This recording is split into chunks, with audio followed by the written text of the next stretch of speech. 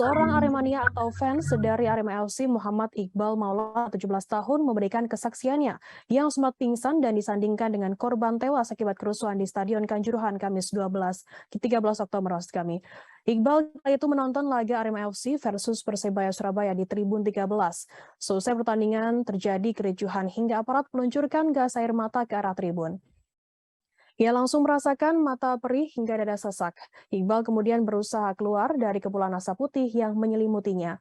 Ia berdesak-desakan di pinggir tangga menuju pintu gate 13. Namun ia terjatuh dari pinggir tangga dan diangkat karena dalam kondisi lemas.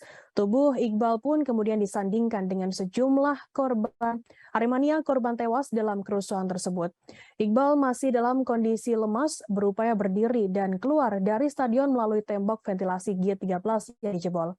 Ia ditarik oleh orang dari luar hingga perut dan kakinya tergores. Setelah keluar dari stadion, Iqbal menuju parkiran motor dan bergegas pulang ke rumah. Namun di tengah perjalanan, Iqbal merasa tak kuat menahan sakitnya. Iqbal berhenti di pinggir jalan di Jalan Pakisaji dan tak sadarkan diri. Saat itu dadanya masih terasa nyeri, matanya memerah pekat dan beberapa bagian badannya masih sakit. Ia juga sempat dirawat di RS Saiful Anwar pada Minggu 2 Oktober. Kondisinya saat ini sudah membaik namun matanya masih memerah terkena gas air mata. Dari pemeriksaan dokter, Iqbal disebut akan sembuh dalam 3 hingga 1 bulan.